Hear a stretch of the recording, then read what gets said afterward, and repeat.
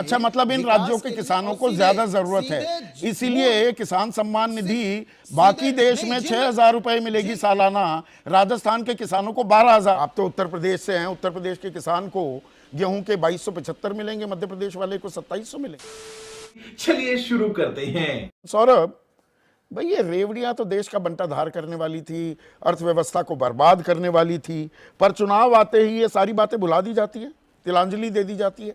संदीप जी, यह दौर है 2014 के बाद देश में आम आदमी के सपने को साकार करने का, आम आदमी की मूलभूत जरूरतों को ध्यान में रखकर किस तरह से उनको मुख्य धारा में लाना। और आज आप देखिए कि भारत के परिप्रेक्ष्य से थोड़ा सा बाहर भी जाके देखें तो विश्व फलक पर आज दुनिया की अर्थ के क्षेत्र में देखें, यानी भारत का इकोनॉमिक जो है वो विश्व मंच पर भी खड़ा हो रहा है। ऐसे में ये कहना जरा बात हमें समझ में नहीं आ रही है कि इसके पीछे क्या हेतु है, हो सकता है अच्छा। लेकिन राजस्थान या अन्य राज्य जहां पर, वही मैं उसी पर आ रहा हूं कि आज की आवश्यकता है 2014 में, जहां पर जाति पंथ और धर्म और तमाम चीज़ों में जकड़ा हुआ देश था, विकास की राजनीति में विकास की तरफ मुख्य धारा से जुड़ गया और एक नया डिस्कोर्स खड़ा हुआ, परिवारवाद के, वंशवाद को, इन सारी चीज़ों को धत्ता बताते हुए मुख्य धारा में 14 के बाद देश और राज्यों के विकास की गति देखिए। मुझे लगता है कि आज वही आवश्यकता है कि आम जन के सपने को साकार करते हुए किस तरह से मूलभूत जरूरतें, मूलभूत आवश्यकताओं की पूर्ति की जाए। उसके लिए सरकार की लगभग 150 योजनाएं केंद्र सरकार की, राज्यों में लगभग इतनी ही सरकार और केंद्र और राज्य को मिला के देखा जाए तो कमोबेश 2-4 के अंदर योजनाएं तो बहुत सारी हैं सौरभ, मैं थोड़ा सा कंफ्यूज हूं। मेरा असमंजस, ये 1 मिनट सुनिए तो, मेरा कंफ्यूजन, मेरा ये असमंजस थोड़ा दूर कीजिए। भाई, जून 2020 में कोरोना काल में उज्ज्वला योजना के तहत फ्री सिलेंडर जो मिलते थे वो योजना खत्म कर दी गई। जितने गाजे बाजे से शुरू हुई थी खत्म करने की, उतने गाजे बाजे से खैर घोषणा नहीं की गई, गुपचुप हो गई। फिर वो 200, फिर 300, फिर 500 तक दोबारा लागू करनी पड़ी। अब ये 900 रुपए तक की सब्सिडी उज्ज्वला योजना में दी जा रही है। तो वो कोरोना में ज्यादा जरूरत थी, अब ज्यादा जरूरत है। अबे जल्दी बोल, कल सुबह पनवेल निकलना। देखिए संदीप जी, करोड़ों घरों में आज़ादी के बाद आप देखिए देश की स्थिति गैस के लिए क्या क्या होता था। दमा के मरीज के नाते परिवार की वो मैं सारा जानता हूं, मैं ये जानना चाह रहा हूं जून 2020 में वो उज्ज्वला योजना के तहत फ्री सिलेंडर बंद क्यों कर दिए? उसी बात को बता रहा हूं। देखिए, आज करोड़ों घरों में उज्ज्वला योजना का परिणाम है कि आज हर घर को गैस है, हर घर को शौचालय है, हर घर तक नल है, हर घर तक जल है, हर घर तक सड़क है। और इस आंकड़े को देखिए, आज बैंक अकाउंट को देखिए, आप दोबारा लकड़ी बीनने लगी थी, गोसों का, उपलों का इस्तेमाल करने शुरू कर दिया था गृहिणियों ने। तो ये 900 रुपए की छूट फिर पूरे देश में दे दीजिए, पूरे देश में दे दीजिए ना। वो राजस्थान में क्यों, या मध्य प्रदेश में क्यों? आज नहीं, आपका सवाल ठीक है, आप बिल्कुल सही बात करें। आप देखिए, जिन राज्यों में, राजस्थान में बीजेपी आएगी तो करेगी ही करेगी, उसमें क्या आपकी? अच्छा, केंद्र डबल इंजन सरकार होगी तो केंद्र ही कर दे तो बात ही खत्म, ये टंटा ही खत्म। केंद्र और राज्य सरकार आज देखिए करोड़ों घरों में गैस की उपलब्धता है। आप आज बुक करिए और अगले दिन आपके घर गैस आ जा रहा है। ऐसी सुविधा, इस तरह आज देश प्रगति कर रहा है, समाज प्रगति कर रहा है, हर व्यक्ति विकास की तरफ बढ़ रहा है। इस सच्चाई को स्वीकारना पड़ेगा, इस सच्चाई को आपको बताना होगा। मजा नहीं आ रहा है। जैसे कि किसान जो 27 रुपए प्रतिदिन विशुद्ध किसानी से कमाता है, वो कहता है कि एमएसपी उसकी गारंटी दे दो और C2+50 लगा दो। C2+50 केंद्र सरकार लगाती नहीं है। फरवरी 2015 में बाकायदा हलफनामा दाखिल करती है सुप्रीम कोर्ट में, एडिशनल सॉलिसिटर जनरल थे मनिंदर सिंह, कि अर्थव्यवस्था चौपट हो जाएगी, बंटाधार हो जाएगा।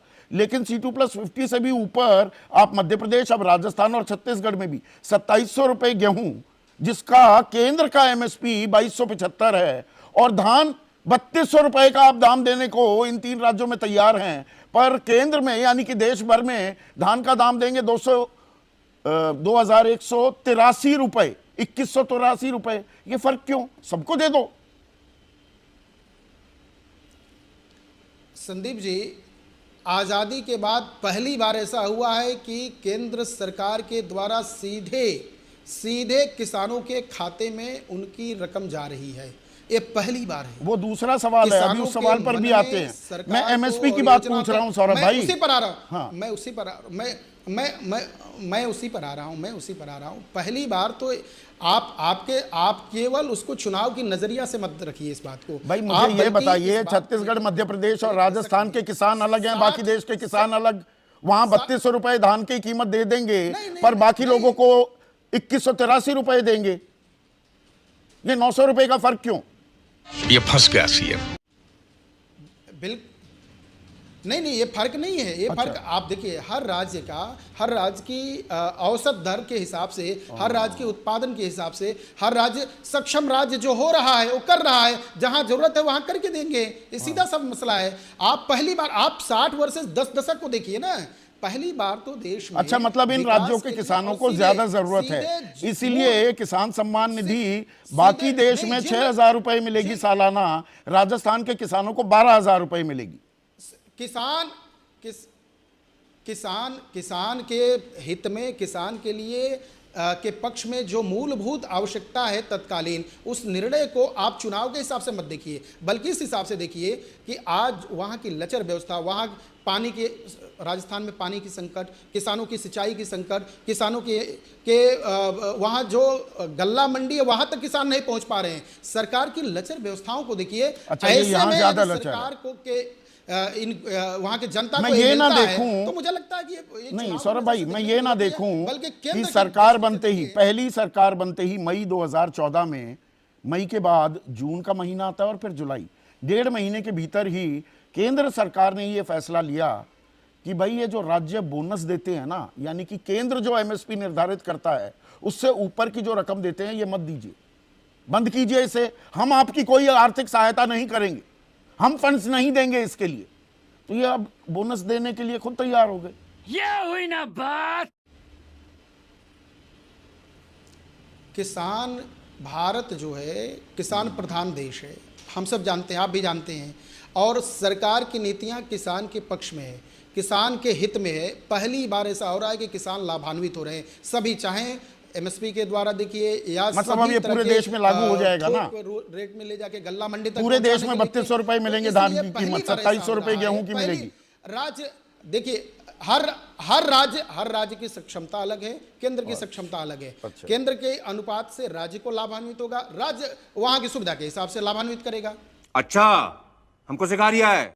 आप तो उत्तर प्रदेश से हैं, उत्तर प्रदेश के किसान को गेहूं के 2275 मिलेंगे, मध्य प्रदेश वाले को 2700 मिलेंगे। नहीं, ये तो केंद्र की योजना होगी। केंद्र अभी तत्काल में जो केंद्र सरकार सभी राज्यों के जिकिसानों के सीधे पक्ष में लाभान्वित कर रही है, उस पर हमें चर्चा करना चाहिए, उसे हमें देखना चाहिए। और राज्य सब देखिए, उत्तर प्रदेश समृद्ध राज्य है, मध्य प्रदेश समृद्ध राज्य है। जिन राज्यों में जो समृद्ध, राजस्थान राज्य रहा, मैंने तो सुना ये बीमारू राज्य है, आप समृद्ध राज्य बता रहे हैं, गरीब कौन है? संकटों को देखिए, समृद्ध राज्य है, समृद्ध। संदीप जी, हाँ, ये आपने किया।